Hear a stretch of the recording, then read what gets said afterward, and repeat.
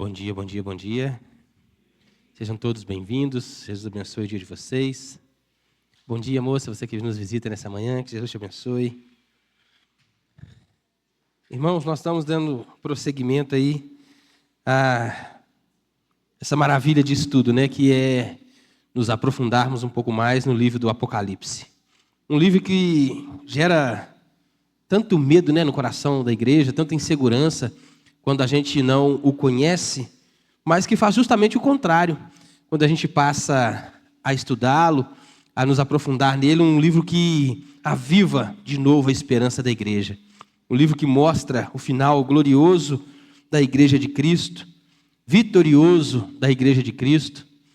Um livro que mostra que o mundo, o controle de tudo, está nas mãos do Cordeiro e do Leão, como a gente acabou de cantar aqui. Maravilhoso isso. Vamos ler então o capítulo 16 do livro de Apocalipse. Acompanhe aí comigo. Espero conseguir nessa manhã, né, esgotar todo o assunto aqui, né, e que a gente possa aprender cada vez mais de Deus aí. Apocalipse 6, capítulo 6. 16, é? Eita. É o cabelo branco? Apocalipse 6. Diz assim: Vi quando o Cordeiro abriu um dos 7 selos e ouvi um dos 4 seres viventes dizendo, como se fosse voz de trovão: Vem. Vi então, e eis um cavalo branco, e o seu cavaleiro com um arco, e foi-lhe dada uma coroa, e saiu vencendo e para vencer. Quando abriu o segundo selo, ouvi o segundo ser vivente dizendo: Vem. E saiu outro cavalo, vermelho, e ao seu cavaleiro foi-lhe dado tirar a paz da terra, para que os homens se matassem uns aos outros. Também foi-lhe dada uma grande espada. Quando abriu o terceiro selo, vi o terceiro ser vivente dizendo: Vem. Então vi, e eis um cavalo preto, e o seu cavaleiro como uma balança na mão. E ouvi um como voz no meio dos 4 seres viventes, dizendo: Uma medida de trigo por 1 denário, 3 medidas de cevada por 1 denário, e não danifiqueis o azeite e o vinho. Quando o Cordeiro abriu o 4º selo, ouvi a voz do 4º ser vivente dizendo: Vem. E olhei, e eis um cavalo amarelo, e o seu cavaleiro sendo este chamado Morte, e o inferno o estava seguindo. E foi-lhes dada autoridade sobre a 4ª parte da terra para matar a espada, pela fome, com a mortandade e pelo meio das feras da terra. Quando ele abriu o 5º selo, vi debaixo do altar das almas as almas daqueles que tinham sido mortos por causa da palavra de Deus e por causa do testemunho que sustentavam. Clamavam em grande voz, dizendo: Até quando, ó soberano Senhor, santo e verdadeiro, não julgas nem vingas o nosso sangue dos que habitam sobre a terra? Então, a cada um deles foi-lhe dada uma vestidura branca. E lhes disseram que repousassem ainda por pouco tempo, até que também se completasse o número dos seus conservos e seus irmãos que iam ser mortos, como igualmente eles foram. Vi quando o Cordeiro abriu o 6º selo e sobreveio grande terremoto. O céu se tornou negro como um saco de crina, e a lua toda como sangue. As estrelas e o céu caíram na terra, como uma figueira quando abalada pelo vento deixa cair os seus figos verdes. O céu recolheu-se como um pergaminho quando se enrola. Então todos os montes e ilhas foram removidos do seu lugar. Os reis da terra, os grandes, os comandantes, os ricos, os poderosos, e todo escravo e todo livre se esconderam nas cavernas e nos penhascos dos montes. E disseram aos montes e aos rochedos: Caí sobre nós e escondei-nos da face daquele que se assenta no trono e da ira do Cordeiro. Porque chegou o grande dia da ira deles, e quem é que pode suster-se? Amém? Senhor bendito, Tua palavra foi lida mais uma vez nessa manhã. Meu Deus, e a minha oração, meu pedido, meu desejo, ó Deus, é que o Senhor fale comigo e através de mim nessa manhã. Meu Deus, que as suas verdades sejam expostas, ó Deus, verdadeiramente aqui. Meu Deus, que em nome de Jesus não haja nada meu aqui nessa manhã, Pai, que eu seja de fato um canal, uma atalaia do Senhor. Fala aos nossos corações, Deus, aqueles que também irão ser alcançados por essa palavra nas redes sociais, nos dias futuros aí. Ó Deus, que o Senhor use esse estudo, ó Pai, para arrebatar os corações. Pai, que mentes sejam cativas ao Senhor, ganhas ao Senhor através desse estudo, que corações, que mentes, Pai, que vidas se rendam a Ti, ó Pai. Porque o Senhor é poderoso, porque o Senhor é digno, ó Deus, e nós te louvamos, te agradecemos nessa manhã. Em nome de Jesus, ilumina-nos, ó Pai, a fim de que saiamos daqui mais seguros do que entramos. Em nome de Jesus, amém. Apocalipse. Nos primeiros capítulos, a gente vê, né, a figura do Cordeiro sendo, como é que eu vou dizer, descortinada. A gente viu aí no capítulo 1, aqui ele anda no meio das igrejas, que ele está no meio das igrejas com olhos como chamas de fogo, cabelos brancos, os pés como de bronze. A gente viu essa figura poderosa do nosso Senhor sendo revelado para a igreja, até depois a gente vê ali as cartas para a igreja, ele admoestando, chamando a atenção, encorajando, chamando a igreja ao arrependimento. No capítulo 4, quando inicia o capítulo 4, então João olha e vê um grande trono no céu. Um trono maravilhoso que ele não consegue nem descrever, e porque ele não consegue descrever, ele usa as figuras que ele tinha do seu tempo, pedras de jaspe, arco-íris e tantas outras figuras de linguagem, para que a gente consiga ter uma ideia da grandeza daquele trono, do poderio daquele trono, da soberania que há naquele trono. No capítulo 5, a gente vê que esse que assenta sobre o trono, aquele que andava, que anda no meio da igreja, que caminha no meio da igreja, que sonda a igreja, que conhece as obras da igreja, aquele trono pertence a ele. Aquele trono pertence a esse ser que venceu, ao Cordeiro que venceu. E quando João se encontra desesperado, achando que a história tinha naufragado, que tinha acabado ali, que não havia mais solução, que ninguém mais poderia abrir o livro, porque não foi encontrado na terra, debaixo da terra, nem nos céus, alguém que pudesse abrir aquele livro. Então um dos anciãos se levanta e fala: não chore, porque o Cordeiro venceu para abrir o livro. Maravilhoso, né? Até aqui. E aqui então a gente vê o começo da abertura dos 7 selos desse livro.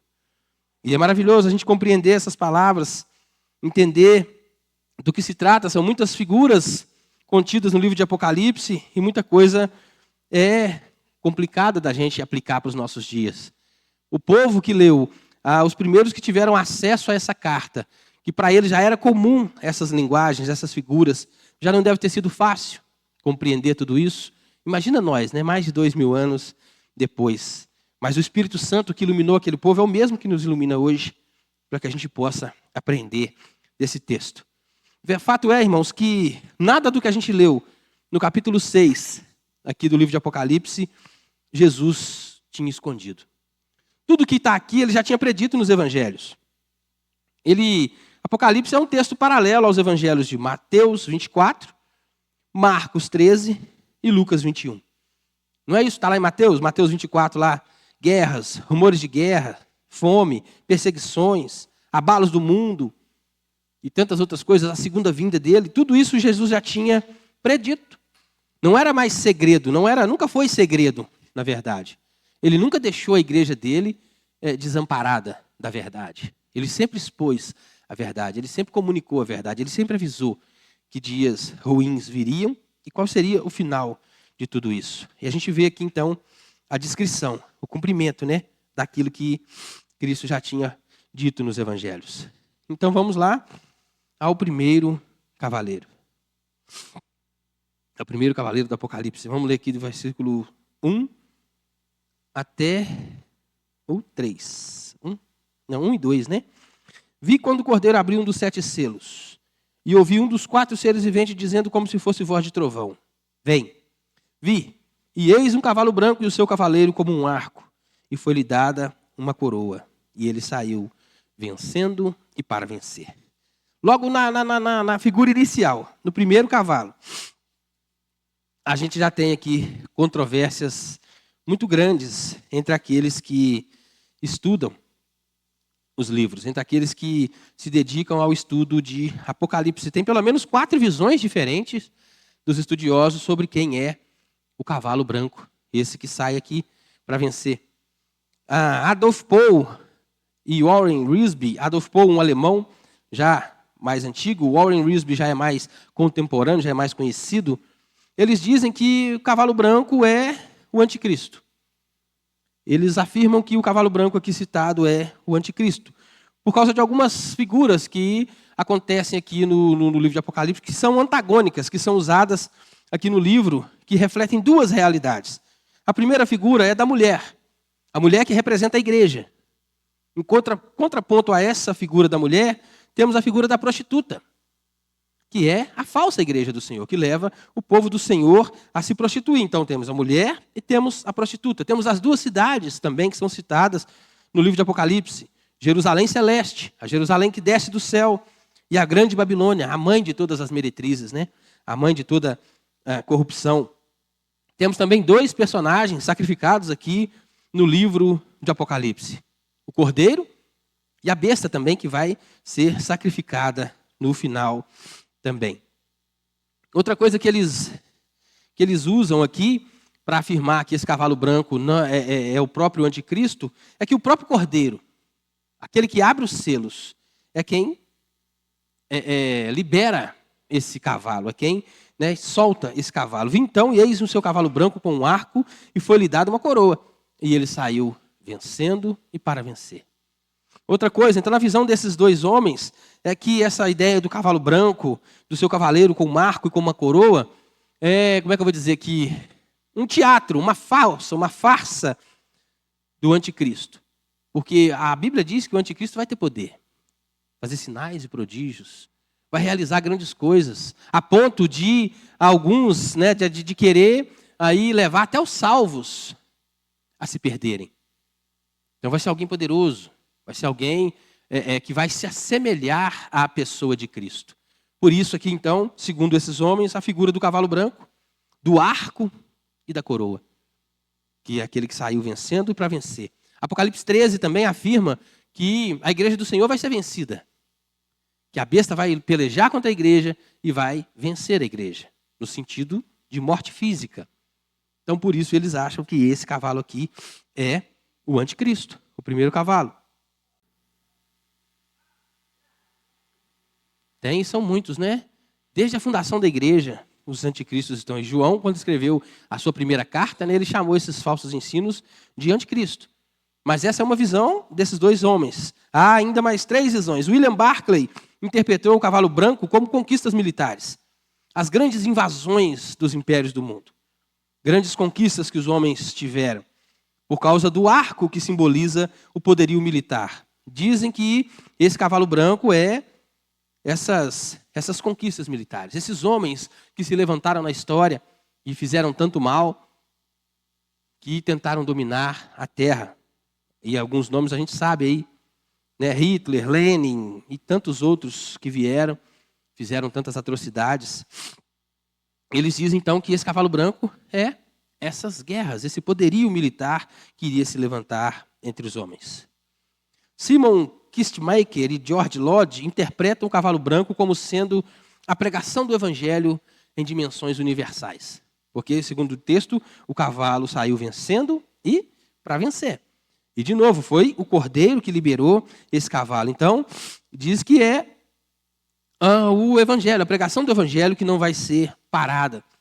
E a Bíblia também garante isso, que o evangelho vai chegar aos 4 cantos das nações e que as portas do inferno não vão prevalecer contra a igreja do Senhor quando esta for militante, proclamar de fato as verdades do evangelho de Deus. A gente vê logo na conversão, os cristãos iletrados, muitas vezes não cultos, não estudavam, eles confundiram os letrados da sua época. Os grandes da sua época, os grandes conhecedores, os estudiosos daquela época foram confundidos pelos discípulos que eram simples, gente humilde. Os rabinos não deram conta de suster o ensino, a sabedoria que havia naquele povo iletrado. Sem político, sem poder político e social nenhum. Aquele povo foi mais forte, mais poderoso do que o sinédrio do seu tempo. Sem nenhum soldado sequer, eles foram mais poderosos do que as legiões romanas. Essa é a igreja do Senhor. E por isso eles dizem que esse é o evangelho, que não vai ser parado, que não pode ser parado. O evangelho foi por homens simples, humildes, pescadores, gente comum do dia a dia, foi elevado, a cruz de Cristo foi elevada por essas pessoas mais alta do que a águia do Império Romano. Gente simples, de coração simples, usadas por Deus. Esse é o poder do Evangelho. E esses homens afirmam, então, que esse cavalo branco seria esse poder do Evangelho. Mas a visão que a igreja mais adota, e que a gente acredita ter a maior embasamento no livro todo do Apocalipse, é que esse cavalo branco é o próprio Jesus. É o próprio Senhor Jesus Cristo. Porque não dá para pegar duas figuras tão antagônicas, né? Pegar tudo aquilo que se refere a Jesus e dizer que aquilo é o anticristo. Olha só para você ver, a gente pode ver aí o cavalo que é branco, a coroa, e diz o texto que ele saiu vencendo e para vencer. Essa linguagem acontece outras vezes no livro de Apocalipse, que Jesus saiu vencendo e para vencer. Outros símbolos que tem no livro de Apocalipse a respeito de branco, que se referem a Cristo. Capítulo 1:14, como eu citei, os cabelos brancos, significando ali a eternidade do Senhor, né, que Ele é eterno, que Ele vive para sempre. A pedrinha branca que vai ser dada a todo aquele que vencer, no capítulo 2, versículo 17, não tem lá? Todo aquele que vencer, dar-te-ei lá, o seu nome vai ser escrito numa pedrinha branca. As vestes brancas, inclusive do capítulo 6 aqui, a partir do 5º selo, quando as almas estão clamando debaixo ali, até quando, Senhor, até quando, Senhor? Essas almas recebem vestes brancas, não só aqui, mas nos capítulos 3, 5 também. A palavra de Deus, o Apocalipse mesmo diz que vai ser dadas roupas brancas, vestes brancas, para todo aquele que vencer. A nuvem branca do capítulo 4, do capítulo 14, que quando os céus se abrem, a visão maravilhosa de Cristo descendo do céu, ele vem sobre uma nuvem branca, com poder e muita glória. O trono branco e tantas outras coisas que a gente vê aqui a respeito do livro de Apocalipse, que aponta para essa pessoa de Cristo. Também a ideia da coroa. Ele não é o Rei dos Reis, o Senhor dos Senhores, aquele que reina sobre todo o universo. A gente precisa compreender, eu já falei isso aqui no primeiro estudo de Apocalipse que eu dei, no capítulo 20, que tem 7 sessões no livro de Apocalipse, e cada uma dessas 7 sessões, ela começa na primeira vinda de Cristo, ela refere-se, ela aponta para a primeira vinda de Cristo e para a segunda vinda de Cristo. E a gente vê isso claramente nesse capítulo 6, apontando para a primeira vinda do Senhor, para a instauração da igreja de Deus e o final glorioso que aqui a gente vê na abertura do 6º selo. Então essa é uma realidade contida aqui. Esse cavalo branco é a primeira vinda do Senhor, é a inauguração da igreja. E aí sim, nesse contexto, esse arco, a gente pode considerar que seja o Evangelho de Cristo. Porque Jesus veio, nasceu, andou entre nós e pregou, e instruiu, instaurou a igreja. Outra prova que a gente tem é que onde Jesus chega, onde Cristo ele reina, onde Cristo domina, onde Cristo ganha lugar, espaço, a perseguição vem logo em seguida. E qual é o segundo cavalo que a gente vê abrindo aqui? O cavalo vermelho. Então, onde o evangelho é pregado, onde a igreja é instaurada, onde Cristo é adorado, sempre vai haver perseguição. Essa é a vida real da igreja. Essa é a história real da igreja, desde a sua fundação. Desde que Cristo inaugurou, desde que Cristo foi assunto aos céus e inaugurou a igreja, essa é a realidade da igreja. Quando Cristo chega, onde Cristo ganha espaço, a perseguição se levanta. A Bíblia não diz que aquele que quiser viver piedosamente vai ser perseguido? Essa é a realidade da igreja. Por isso a gente entende que há muito mais...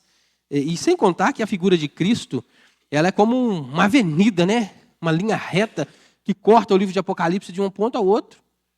É a figura principal. Ela está sempre saltando aos nossos olhos no livro de Apocalipse. Por isso a gente entende que esse cavalo branco é o próprio Senhor, que saiu vencendo e para vencer. É ele. O segundo selo, como eu disse, o cavalo vermelho. Alguém falou alguma coisa?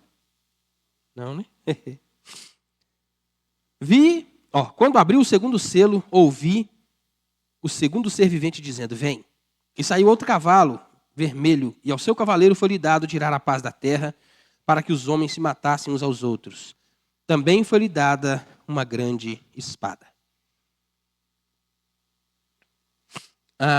Há uma figura dispensacionalista famosa aí, Russell Norman Chaplin. Ele crê que esse cavalo vermelho é um símbolo da Terceira Guerra Mundial. Ele acredita que vai haver aí uma guerra ainda maior do que as outras duas que já tivemos. Mas o que a gente mais acredita encaixar nesse cavalo vermelho é a ideia de perseguição, de fato, de perseguição à Igreja de Cristo. A palavra usada aqui para espada, tem duas palavras no grego usada para espada. Uma quer dizer macaira. A palavra é macaira, que é a utilizada nesse versículo aqui. E a outra é rompaia. Macaira, a espada macaira, é a mesma ideia, a mesma palavra traduzida para a Septuaginta, quando Abraão está subindo o monte com Isaac para sacrificá-lo, e Isaac pergunta assim: pai, onde está? Temos aqui a lenha e o cutelo, mas aonde está o cordeiro? A palavra usada para cutelo ali é essa mesma palavra, macaira, aqui. A ideia não é de uma espada de onde há uma guerra de um lado que resiste ao outro, de dois exércitos um com o outro, mas sim de uma caça, de um extermínio mesmo. A palavra aqui é cutelo. Essa palavra aqui é macaira, que significa esse cutelo. Então é aquela ideia de sacrifício mesmo. Esse cavalo foi dado o poder de sacrificar as pessoas. E diz também aqui que o selo, né, que ele saiu, foi dado tirar a paz dos homens, para que os homens matassem uns aos outros. A palavra de Deus nos diz que Jesus Cristo seria chamado de o príncipe da paz. O príncipe da paz já não está mais na terra. Então não há paz mais para os homens. Somente para aqueles que o conhecem, para aqueles que os buscam, para aquele que se rende a Cristo. O cavalo vermelho pertence mais diretamente relacionado aí aos sinais de perseguição mesmo. Dizem estudiosos aí que a perseguição só do Império Romano à Igreja de Cristo durou 249 anos. Só a perseguição do Império Romano. E a gente sabe as atrocidades que aquele povo cometeu. Crentes sendo queimados, usados como postes para iluminar as cidades, sendo lançados, né, para as feras como alimento, como circo, como teatro, para que os outros pudessem ver e se agradar, decapitados, crucificados de cabeça para baixo, queimados em óleo quente, fritos, né, vivos em óleo quente. Mais de 249 anos a igreja foi perseguida. 129 desses anos é de uma perseguição implacável. Aquela perseguição viril, que corre, que busca, que mata, que caça. E 120 anos foi aquela perseguição mais velada, mais tranquila, entre aspas, né? Mas que ainda assim tirou a vida de muitos cristãos. Muitas pessoas perderam a vida. Dizem aí, calcula-se entre 100 mil e 200 mil cristãos só nesse período, mortos pelo Império Romano. E o segundo cavalo, como eu disse, ele vem logo depois do primeiro. Vem logo depois do cavalo branco, quando Cristo vem, instaura a igreja, quando Cristo vem e prega o evangelho, quando Cristo vem e deixa os apóstolos responsáveis por propagar esse evangelho. O cavalo vermelho, então, vem logo em seguida. Olha o que diz as palavras de Jesus. Não cuideis que vim trazer paz à terra. Não vim trazer paz, mas espada. Porque eu vim pôr em dissensão o homem contra seu pai e a filha contra sua mãe, a nora contra sua sogra. E assim os inimigos do homem serão os seus familiares. Quem ama o pai ou a mãe mais do que a mim, não é digno de mim. E quem ama o filho ou a filha mais do que a mim, não é digno de mim. E quem não toma sua cruz e não segue após mim, não é digno de mim. Quem achar sua vida, perdê-la-á. E quem perder a sua vida por amor de mim, achá-la-á. Mateus 10, 34 a 39. É o próprio Cristo falando dessa perseguição.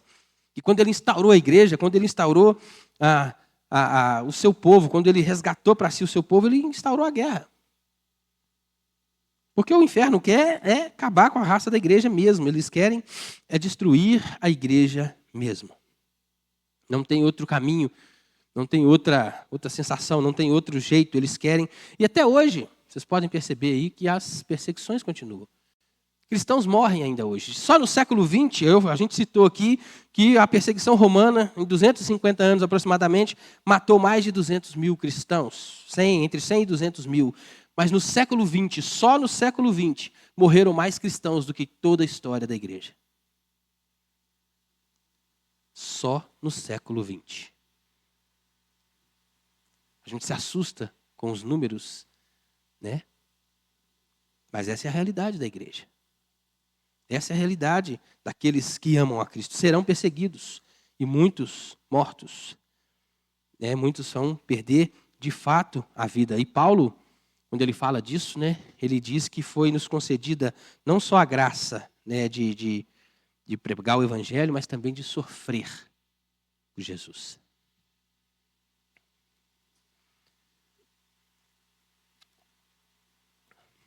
O cavalo vermelho é um agente do dragão vermelho que aparece mais à frente no livro de Apocalipse, né? Aquela besta poderosa que vai fazer tanto mal, que vai causar tantos problemas, né? E foi assim, sempre foi assim e continuará sendo assim. E ainda hoje há pessoas que perdem a vida por causa desse cavalo vermelho que está solto aí, que veio de fato para matar. O terceiro selo, essa figura também é impressionante. E a gente olha, esse livro, mais de 2000 anos escrito, e você olha para o que está aqui, para as realidades contidas aqui, e olha para o mundo à nossa volta, e é mais atual do que o Jornal de Amanhã. É maravilhosa a Bíblia, né? Não tem como negar que o poder de Deus que há nesse livro. O terceiro selo, o cavalo preto. Quando abriu o terceiro selo, ouvi o terceiro ser vivente dizendo, vem. Então vi, e eis um cavalo preto, e seu cavaleiro com uma balança na mão. E ouvi uma voz no meio dos 4 seres viventes, dizendo, uma medida de trigo por 1 denário, 3 medidas de cevada por 1 denário, e não danifiqueis o azeite e o vinho. O cavalo preto, irmãos, representa a fome. Fome, pobreza, opressão, uma necessidade extrema. É isso que esse cavalo preto significa. E nota que, como é que é cíclico, né? Vem o cavalo branco, com isso vem a perseguição, traz a guerra para o meio da igreja, e logo depois vem a fome, que é uma consequência natural da guerra, né? Como é que as coisas vão acontecendo e como é que está tudo interligado, como é que é cíclico isso aqui. A morte é um subproduto da guerra, né? Da fome. E a fome também é um subproduto da guerra.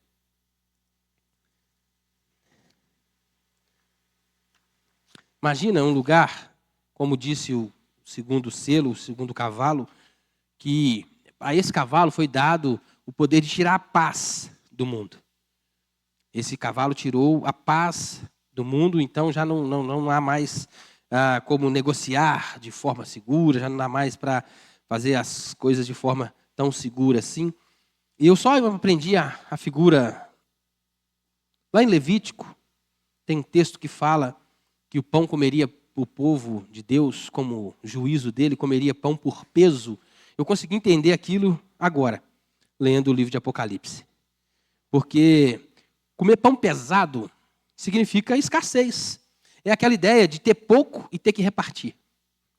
Então, pesa-se para poder cada um levar um pouquinho para sua casa. Essa é a ideia do pão pesado lá do livro de Gênesis, de ração. É isso mesmo.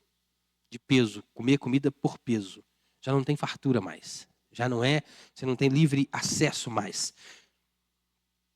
Esse cavalo fala do empobrecimento da população, né? Olha só para você ver a realidade aqui.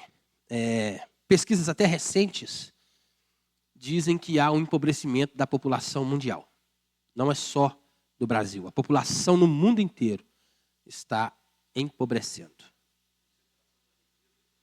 Isso a gente vai falar um pouquinho mais para frente, que fica claro aqui também nesse cavalo preto. A população mundial está empobrecendo. Gente, vamos olhar para a nossa realidade aqui. Ontem eu estava no supermercado fazendo compra com a Roseli. Aí fui olhar uma caixinha de bombom. Tem a caixinha de bombom com 250 gramas, que já é pouco. Isso. E a outra com 200 gramas, é menos ainda. Mas o preço, e o preço é elevadíssimo. Eu lembro quando a caixa de bombom vinha 400 gramas, gente.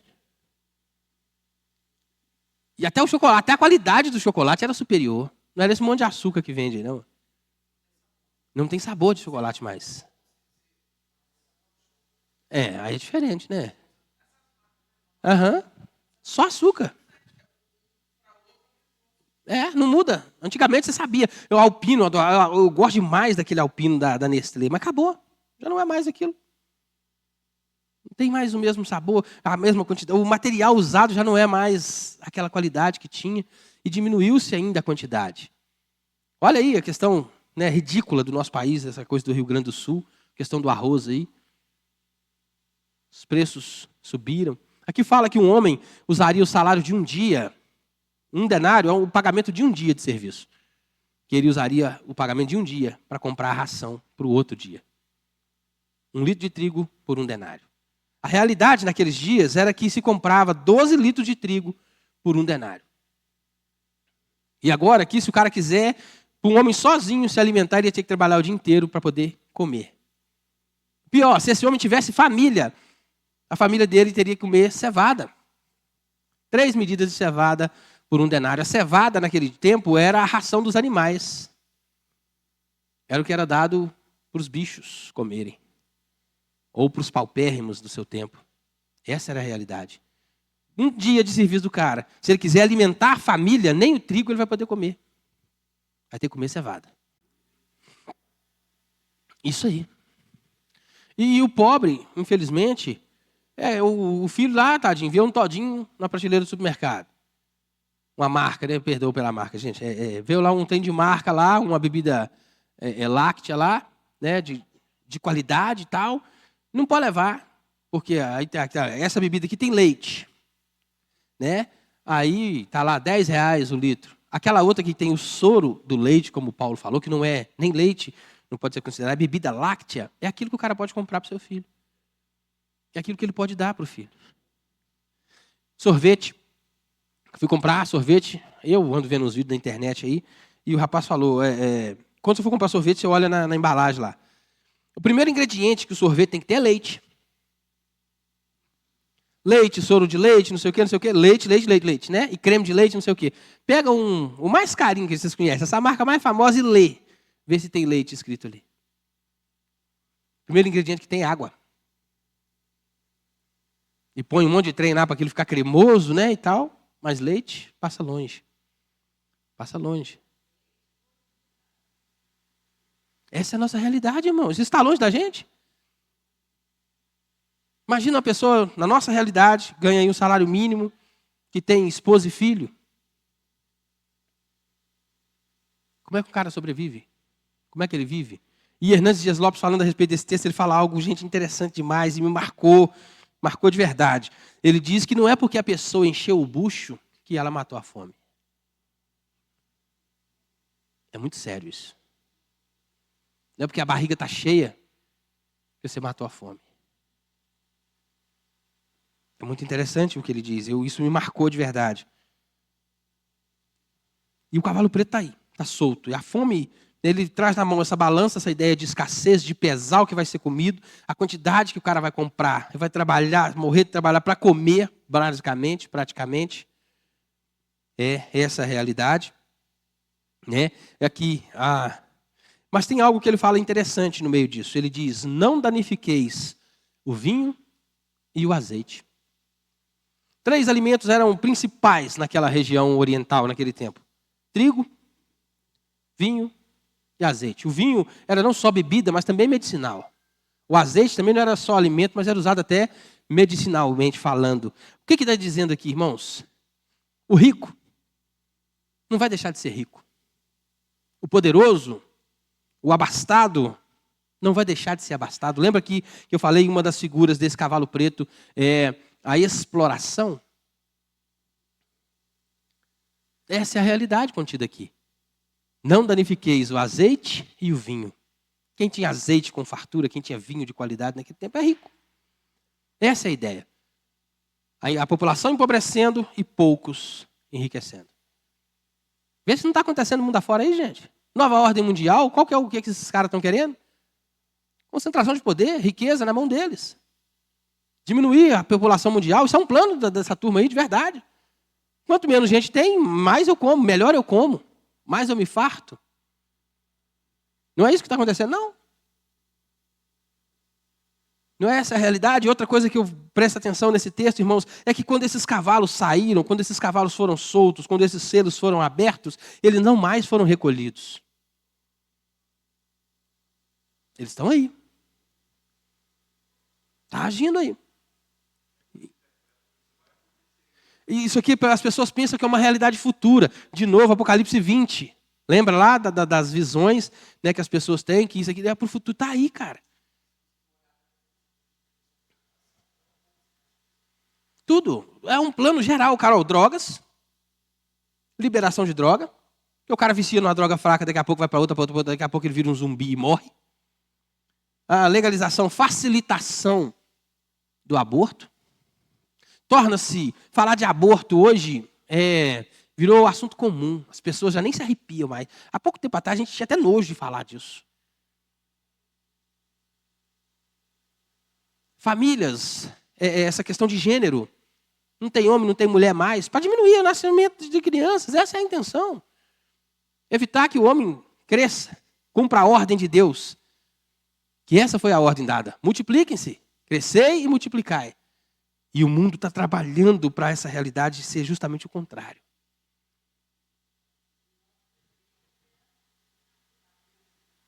Justamente o oposto. Entende? Está tudo. O sistema todo trabalha para isso acontecer. Mortes, olha a realidade desses povos na África aí, gente. Em pleno século XXI, a ONU, a Organização Mundial, não sei do que lá, conversa fiada.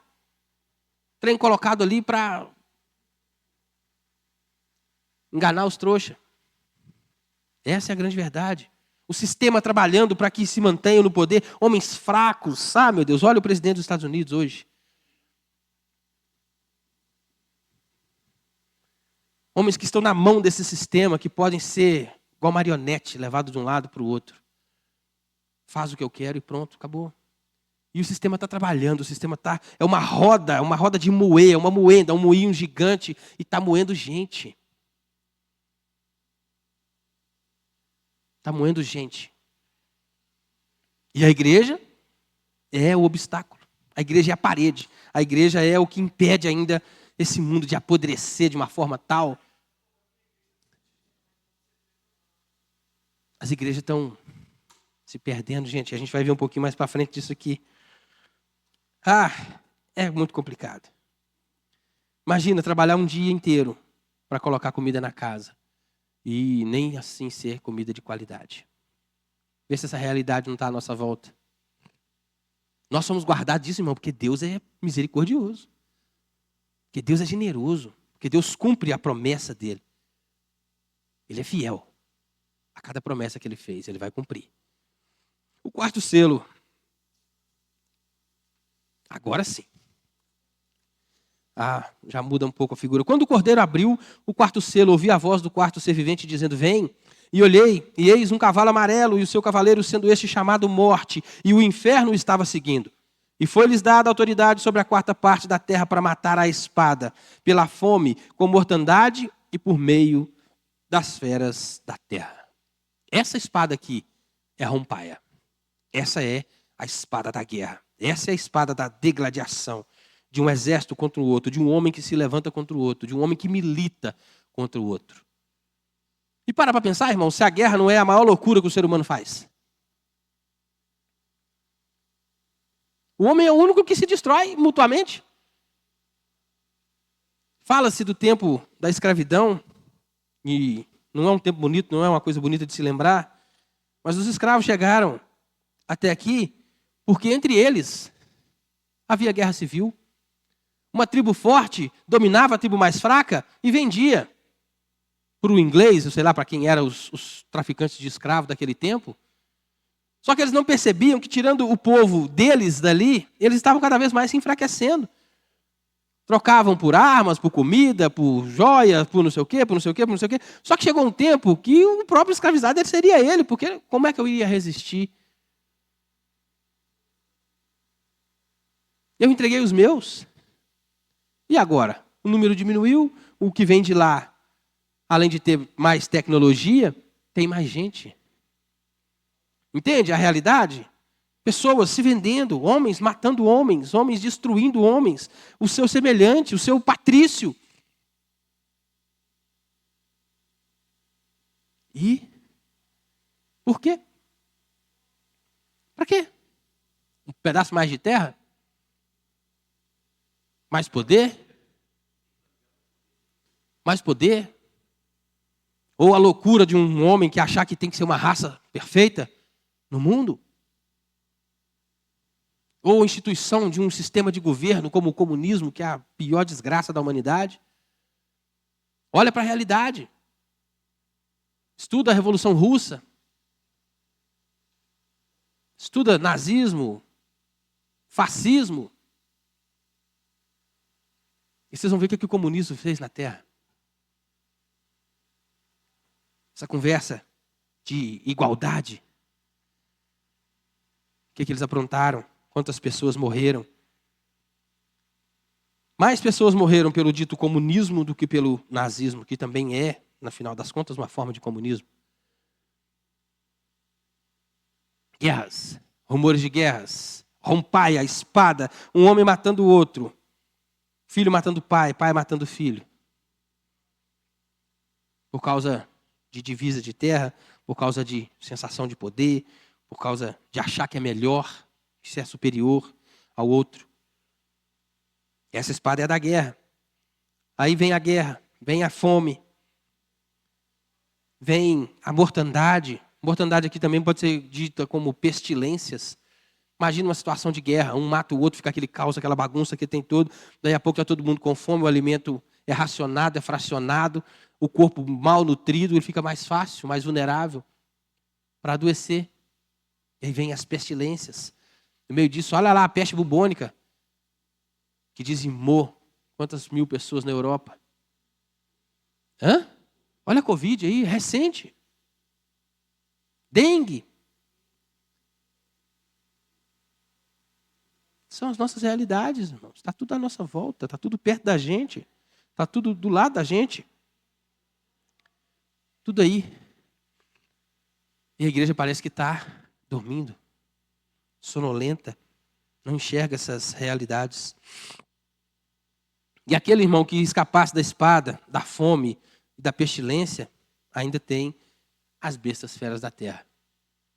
Os animais também iriam ser usados por esse cavaleiro, para poder matar. E esse cavalo, essa ideia, essa cor amarela aqui, foi traduzida para a nossa língua. A palavra no grego que define ela é chloros.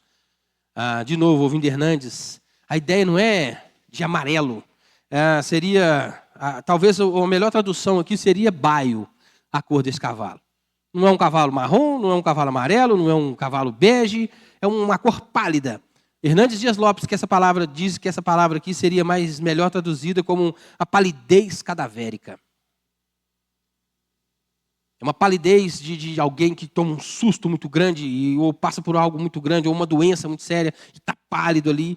Essa palidez, essa ideia da cor desse cavalo aqui. Ausência de vida. E na outra realidade, irmãos, percebam que esse cavalo não vem sozinho. Quando o cavalo da morte é liberado, ele traz consigo o Hades, o inferno. Enquanto a morte clama o corpo, pega o corpo, assalta o corpo, o inferno clama pelas almas. Estão juntos, andam lado a lado, andam caminhando um com o outro. Um mata e o outro suga a alma. Um mata o corpo, o outro leva a alma. A ideia de destruição aqui, destruição severa, verdadeira, completa. Muito mais profunda. Essa morte aqui é morte. Morte, morte, morte. Esse cavalo está aí. Olha para a nossa realidade. Vai ver se não tem uma guerra civil instaurada na nossa nação. Ou em outras. Quantas notícias? Pega um jornalzinho aí, lê quantas notícias. Quantas pessoas morreram só de ontem para hoje? Por causa do tráfico, por causa de violência doméstica, por causa de briga de trânsito.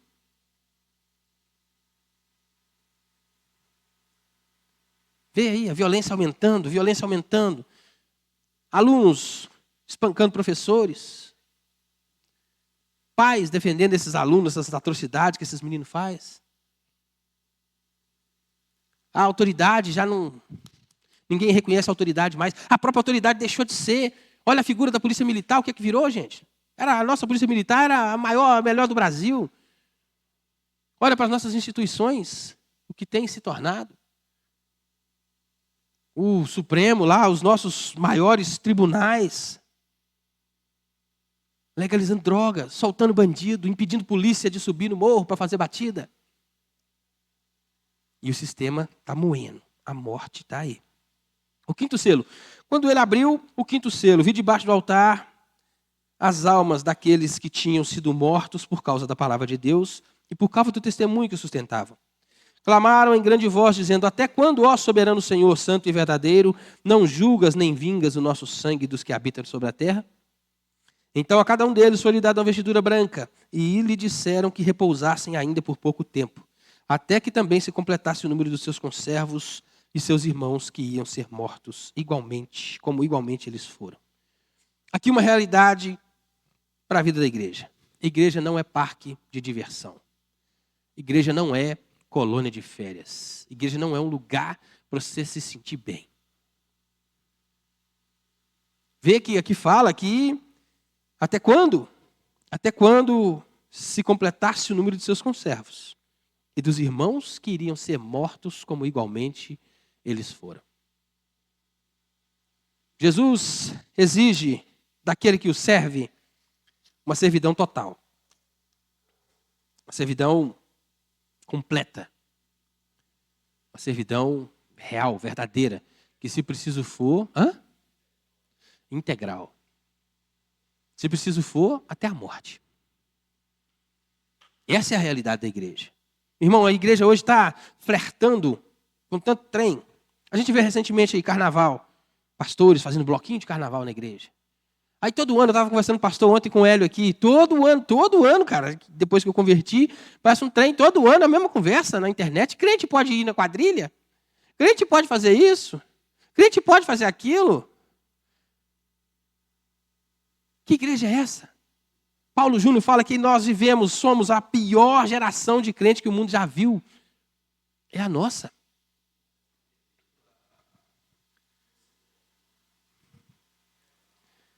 Você tem que pegar para crente, cara. Você tem que ensinar o crente o que é vida de crente. Gente, só pode morrer por Jesus quem vive para ele. Essa é a real. Para morrer por Cristo, tem que estar disposto a viver por ele antes. E não adianta. O mundo é hostil. O crente está brincando com o mundo, o crente está visitando o mundo, está ali às apalpadelas com o mundo, está saboreando o mundo. Mas esse mesmo mundo é que vai ser usado por Deus para juízo. Olha para a história de Israel, Deus falava: não mistura, não faz o que esse povo faz, não anda como ele anda, não veste como ele veste, não come o que ele come, e o povo estava lá. E quem ia depois como juízo sobre esse povo? Os mesmos que atraíam, que chamavam para fora: vem cá, vem ver como é que é bom, vem ver como é que é gostoso. E a gente está perdendo o prazer pela palavra de Deus, está perdendo o amor pela palavra de Deus. Rapaz, a ideia de Cristo soberano, de Cristo como Senhor, a gente até canta. Luiz Felipe falava algo interessante, né? A gente não mente, mas canta na igreja. E aí? Jesus é Senhor da minha vida? Quer ver? Nessa área aqui, Jesus manda. Mesmo nessa questão do evangelismo, tem movimentos que a gente faz de evangelismo, mas evangelismo é uma forma de viver. É um jeito de viver. E quantos de nós estamos deixando de pregar Jesus porque o nosso testemunho não é compatível com aquilo que a gente vive? Fala aí, na sua escola, na sua faculdade, quem faz faculdade, no seu trabalho. Se a pessoa souber que você é crente, qual vai ser a reação dela? Ou ela sabe, simplesmente por olhar? Arrasta. Irmãos, eu vendo mão de obra e já contei isso aqui por diversas vezes, eu entro na casa dos outros para trabalhar, não uso o nome de Cristo para nada, não falo que eu sou isso, que eu sou aquilo, mas por diversas vezes as pessoas chegam e perguntam, você é pastor? Não, mas eu sou servo do Deus Altíssimo. Irmão, vive de tal forma, que quando a pessoa chegar, cara, o que está acontecendo na sua vida, o que tem na sua vida? É Jesus, irmão. É Ele.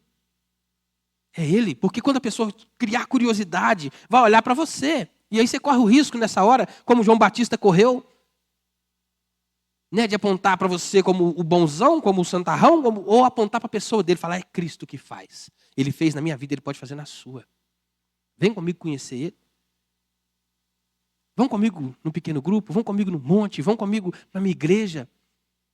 Vão lá conhecer a família da fé, da qual eu faço parte, eu amo aquela igreja. Você tem que ver que igreja bacana, que povo acolhedor. Vamos lá para você ver.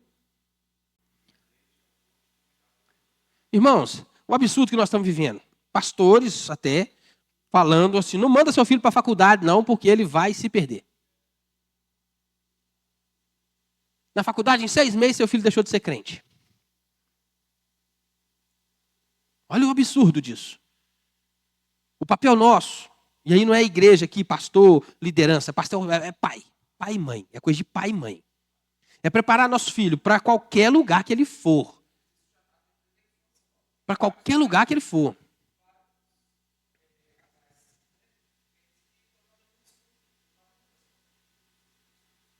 Eu falo com os meus filhos.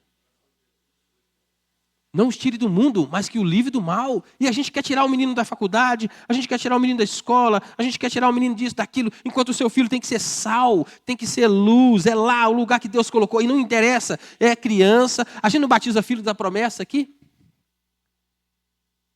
Não tem idade para isso, não. Seu filho não tem que esconder do mundo, não. A porta do inferno não vai prevalecer contra a igreja do Senhor. Mas você tem que treinar o menino para ser igreja. Tem que mostrar para ele que vale mais o que está aqui do que o que está lá. Eu falo com os meus filhos, absorve, aprende o que você precisa aprender para viver nesse mundo. Tudo que você precisar aprender lá, aprende, tem que aprender, não tem jeito de fugir. Não tem como correr. Isso. Mas dedica na igreja igual você dedica lá. Aprende do Senhor, aprende quem é seu Deus. Aprende quem Ele é, tudo que Ele fez por você. Para quando a escolha vier, quando vier a oportunidade, não é nem escolha, porque escolha nem existe. Se você é crente, não tem esse negócio de escolha, não. Quando a oportunidade bater na porta, quando o pecado chamar, não. Eu sei a quem eu sirvo. Eu sei quem tenho crido. Não é uma prática, né? Irmão, Deus, a gente percebe aqui que Deus não poupou essas almas que estão lá no céu clamando, quando o cavalo vermelho veio e perseguiu e matou e está matando até hoje. Deus não poupou essa povo do sofrimento, não. Do martírio. Aliás, a palavra testemunha que Cristo falou lá, e sereis minhas testemunhas em Jerusalém, Judéia, Samaria, até os confins da terra, é martírio. Testemunha é mártir. Essa é a palavra para testemunha de Cristo. O crente é um mártir. O crente vai ser crucificado pelo mundo, o crente vai ser odiado pelo mundo, vai ser detestado. Irmão, se o mundo está gostando de você, se o povo está chegando perto de você, se o mundo está te abraçando, presta atenção na sua vida cristã. Todo aquele que constitui-se amigo do mundo, constitui-se inimigo de Deus. A ideia é de inimizade, é de antagonia. Não dá, um trem não dá. Dois bicudos não se beijam. Essa é a verdade. Não dá para ficar ali e pensando aqui. Não dá. Não dá.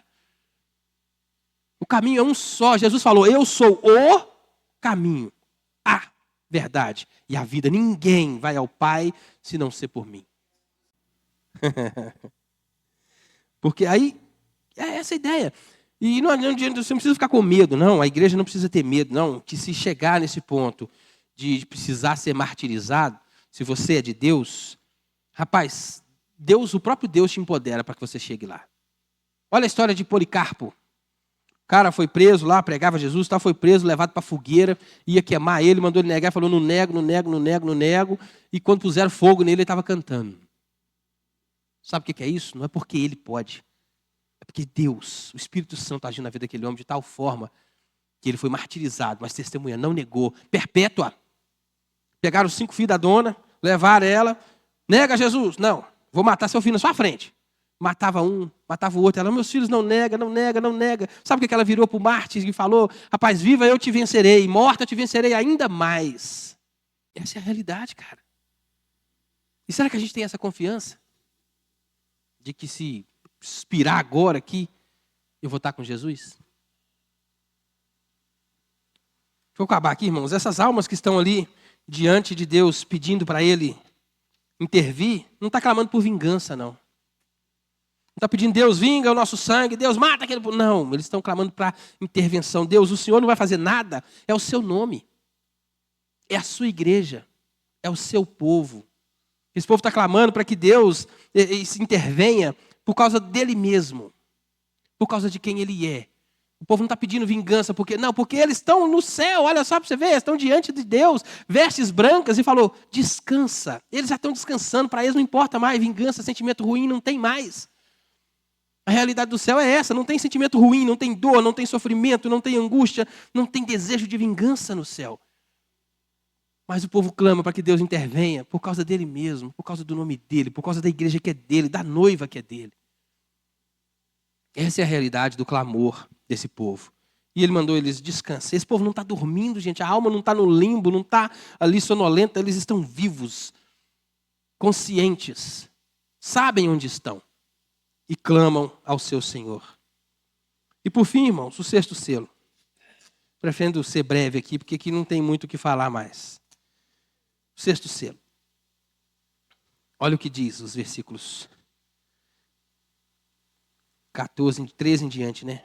12, na verdade. Vi quando o cordeiro abriu o sexto selo, e sobreveio grande terremoto. O sol se tornou negro como um saco de crina, e a lua toda como sangue. As estrelas do céu caíram pela terra como uma figueira quando abalada por vento forte deixa cair seus figos verdes. O céu recolheu-se como um pergaminho quando se enrola. Então todos os montes e ilhas foram movidos do seu lugar. Os reis da terra, os grandes comandantes, os ricos, os poderosos, todo escravo e todo livre, se esconderam nas cavernas e nos penhascos dos montes e disseram aos montes e aos rochedos, caí sobre nós e escondei-nos da face daquele que se assenta no trono e da ira do cordeiro. Porque chegou o grande dia da ira deles. E quem é que pode suster-se? Um cenário terrível. Terrível. E para o judeu, essa figura do universo sendo abalado era terrível pensar. Porque para ele era Deus quem sustenta tudo, Deus que fundou tudo, e o universo sendo abalado, sendo derrotado, era a derrota final, era a destruição final, era tudo que já não tinha jeito mais. E no meio desse caos, no meio dessa destruição, imagina o céu sendo rasgado ao meio como um pergaminho, e como um pergaminho que você abre, ele volta e se enrola de novo, essa figura tão tenebrosa, no meio de tudo isso, montes tremendo, maremotos, terremotos, a terra se destruindo, se dissolvendo. Qual que era a preocupação dos homens? Do que eles queriam fugir? Do que eles queriam correr? Eles pediam, cai sobre nós, montes, rochedos, acaba com a nossa vida, mata a gente, porque chegou o dia da ira do Cordeiro. Essa é a realidade, irmãos, inaugurada lá no Éden, quando Adão pecou. Pecado. A maior desgraça que o pecado faz na vida do homem é fazer com que o homem fuja de Deus. E o homem foge, o homem corre, o homem se afasta o máximo que pode de Deus. Mas vai chegar um dia em que não mais vai poder se afastar do Senhor. E o pecado, o homem que fugiu de Deus por causa do pecado, vai ter que enfrentar a face de Deus. O mesmo Deus, irmãos, que para nós é glória, que para nós é descanso, que para nós é alegria, que para nós é regozijo, para esse povo vai ser o maior dos temores. O povo vai fugir da presença dele. Porque o cordeiro, agora, leão, é a ira dele que está sendo derramada. É o juízo de Deus. Aí não tem volta mais. Não tem como fugir mais. Jesus Cristo fala, eu vos mostrarei a quem devereis temer. Não teme aquele que pode matar o corpo, mas teme aquele que tem, além de matar o corpo, tem poder de lançar a alma no inferno. É desses que os homens fogem. Porque agora a realidade chegou. Agora é real. Agora não é uma ameaça mais. Todos os cavalos, todos os selos trazem até aqui, até onde a gente está hoje. Essas realidades existem hoje. Nós estamos vivendo isso hoje, mas o dia da ira está reservado. O dia da ira está aguardando todo aquele que